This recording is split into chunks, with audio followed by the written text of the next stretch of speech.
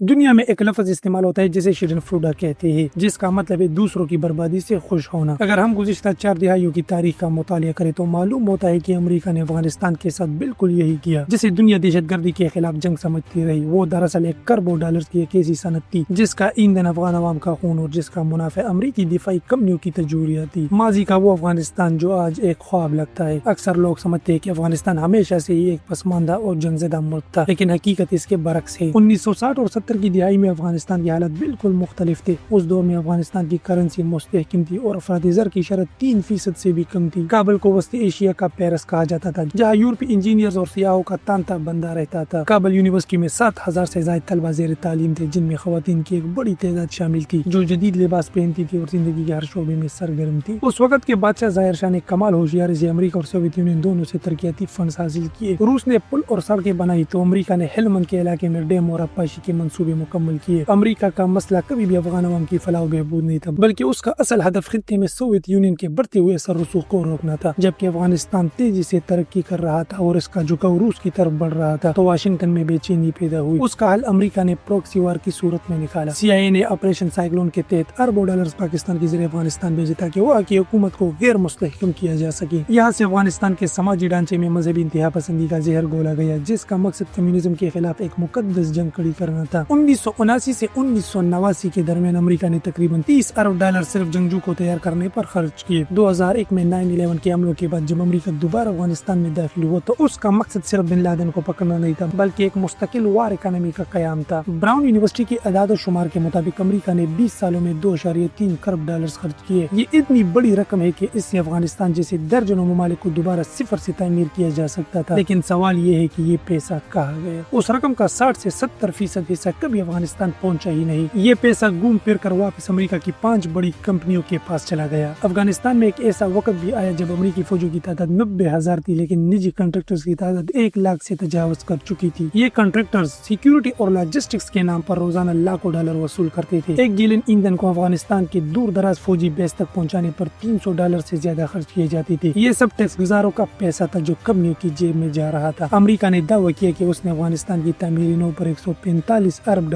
خرچ کیے، لیکن سیگار کی رپورٹوں نے اس پول کو کھول کر رکھ دیا۔ ایسے علاقوں میں سڑکیں بنائی گئی جہاں کوئی چلنے والا نہیں تھا۔ ایسے پاور پلانٹس بنائے گئے جنہیں چلانے کے لیے افغان حکومت کے پاس ایندھن کے پیسے تک نہیں تھے۔ کنٹریکٹرز نے رقم لی، عمارت کھڑی کی اور غائب ہو گئے۔ 2021 میں جب امریکہ اچانک افغانستان سے نکلا تو اس نے ثابت کر دیا کہ اسے اس ملک کے مستقبل سے کوئی دلچسپی نہیں تھی۔ وہ اپنے پیچھے $7 ارب کا جدید ترین اسلحہ، بلیک ہاک ہیلی کاپٹرز اور بختربند گاڑیاں چھوڑ گیا۔ یہ نقصان کسی امریکی کمپنی کا نہیں تھا کیونکہ وہ پہلے ہی ان ہتھیاروں کی قیمت وصول کر چکے تھے۔ اب انہیں ان ہتھیاروں کی جگہ نئے آرڈرز ملیں گے اور یہ چکر دوبارہ شروع ہو جائے گا۔ افغانستان کی کہانی ہمیں سکھاتی ہے کہ جدید دنیا میں جنگ اب سیاسی مسئلہ نہیں بلکہ ایک منافع بخش تجارت بن چکی ہے۔ اس نظام کو زندہ رہنے کے لیے ہمیشہ ایک دشمن اور ایک میدان جنگ کی ضرورت ہوتی ہے۔ کبھی وہ ویتنام ہوتا ہے، کبھی عراق، کبھی لیبیا اور کبھی افغانستان۔